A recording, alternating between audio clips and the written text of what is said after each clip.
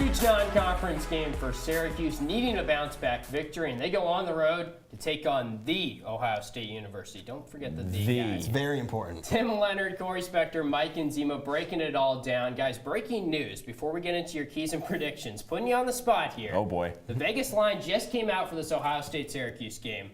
Any guesses what the line is? Oh, I'm never good at this, Tim. Come on, give me a guess.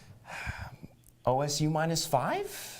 Oh, that's close. Mike? I agree with Corey. I think they put it really close. I'll go OSU -3. Wow, you guys were right around it. -4 is the opening line. So Syracuse kind of trying to pull off an upset in this one on the road. Ohio State off to a red-hot start. They're right now number 2 in the net rating, that new metric for the college basketball that they're going to use for March Madness.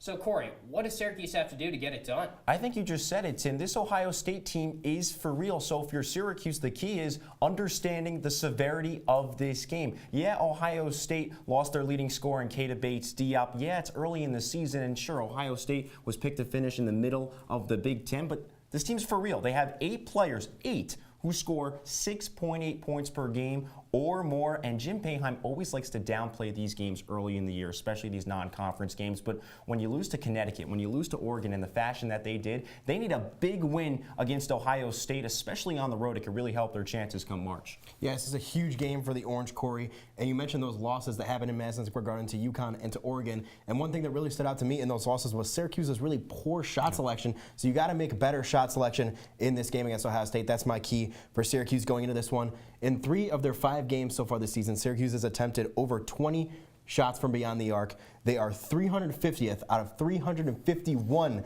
in the NCAA in three-point percentage currently. And at those 2 games at Madison Square Garden, they went 6 of 22 from beyond the line versus UConn, and 5 of 28 against the Ducks in Madison Square Garden from beyond the three-point line.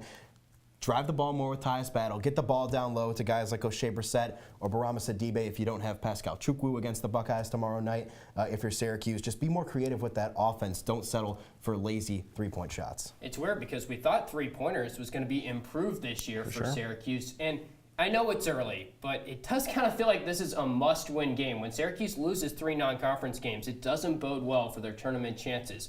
Mike, can they get the win in Columbus? Unfortunately, I think the Orange are going to go into Columbus and suffer another tough non-conference loss. I got the Buckeyes taking this one 74-68. Syracuse, like I just mentioned, need to be more creative with that offense. Give Tyus Battle more chances to drive the ball inside because he's shown some really good talent and skill when it comes to that aspect of their offense.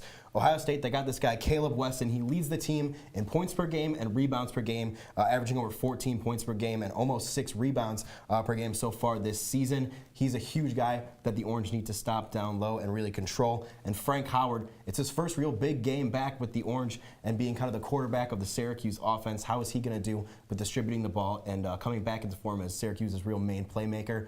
But I don't think it's all going to work out for the Orange. I think Ohio State gets the win. And you touched about Caleb Weston, 6'9", 270 pounds. He could play tight end for Urban Meyer if he really wanted to. And I think Syracuse is really going to struggle against him, especially if they don't have Pascal Chukwu, or Pascal Chukwu plays and he's not 100%. So that being said, I'm going to take Ohio State in this one, 66-59. I just don't think the Orange have enough. You talked about Frank Howard, Pascal Chukwu. Barama Sidibe has to man the middle. That's fine, but who's behind him? Marek Dolezaj. I just think this Ohio State team is too strong for Syracuse. They already have 2 strong road wins against Creighton and Cincinnati. I think the Buckeyes come home and they defeat Syracuse pretty comfortably.